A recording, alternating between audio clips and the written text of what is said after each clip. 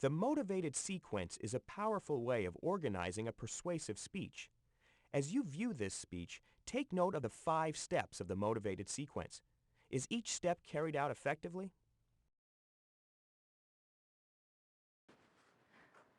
Of all the natural disasters that occur in this country each year, which one causes the most fatalities? Is it floods?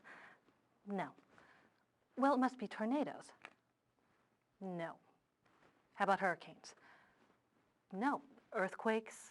No. Lightning? No. The most deadly natural disaster is heat waves. Today I want to describe the impact of heat waves and show you that we can bring down the death toll if we take sensible precautions for ourselves and for high-risk citizens in our communities. Let's look at just how serious the problem is. Each year, heat waves kill more Americans than all other natural disasters combined.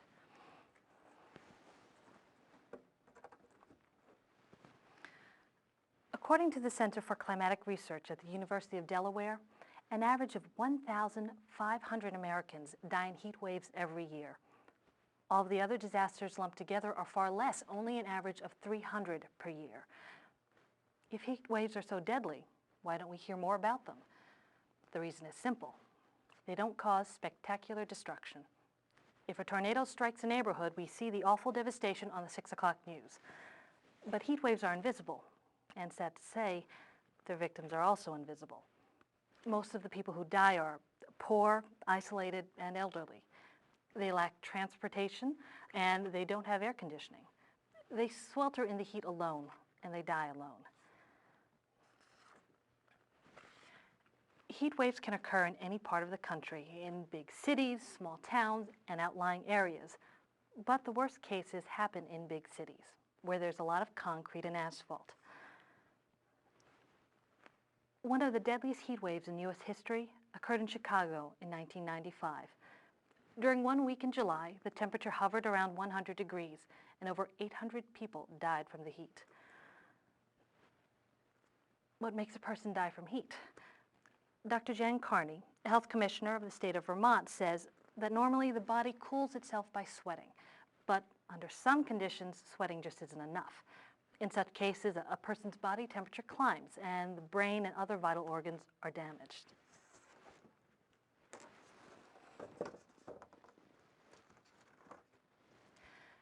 If the body temperature reaches 105 degrees, a heat stroke can occur. If it reaches 107 degrees, the person can die. What kind of outside temperature qualifies as a heat wave? It's hard to say, because there are other factors involved, such as humidity and wind. For example, in the humid city of Detroit, several days of 100-degree heat can be a disaster. But in the dryness of Phoenix, Arizona, 100-degree heat is no cause for alarm. Can we do anything to protect ourselves? Yes, steps can be taken to eliminate or at least reduce the number of heat-related fatalities. First of all, prepare yourself before a heat wave arrives. Fortunately, the Weather Bureau can usually predict 3 days in advance if a heat wave is coming. That gives you plenty of time to plan your activities and to alert isolated citizens, such as disabled and elderly people who live alone. One note of caution: just because most of the victims are elderly doesn't mean that you are exempt. Anyone, regardless of age, can suffer from heat illnesses. So the next step is to safeguard your health during a heat wave. Increase your intake of non-alcoholic beverages such as water or juice. Avoid strenuous activity and stay in an air-conditioned place. Check on the elderly and disabled. Make sure they are getting sufficient liquids and adequate ventilation. If necessary, take them to an air-conditioned environment, such as a shopping mall, so they can get relief from the heat. Will all these measures really help? Yes, they will. And we know they will because of what has happened in one American city. Philadelphia is a bright and shining example of how we can survive heat waves. The city was once known as the heat death capital of the United States. But the summer of 1993 marked a turning point.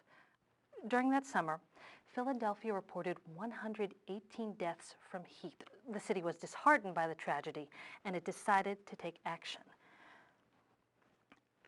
According to Dr. Michael McGeehan of the Centers for Disease Control, Philadelphia came up with an ingenious plan, and here's how it works.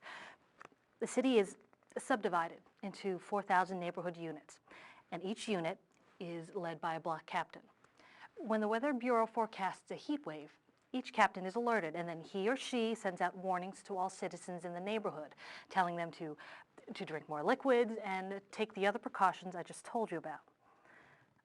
When the heat wave arrives, volunteers in each neighborhood conduct door-to-door checks of high-risk people, such as the elderly and the disabled. Water trucks and paramedics stand by and are ready to provide emergency assistance whenever, wherever it's needed. Because of all the vigilance, Philadelphia is no longer the heat death capital of the U.S.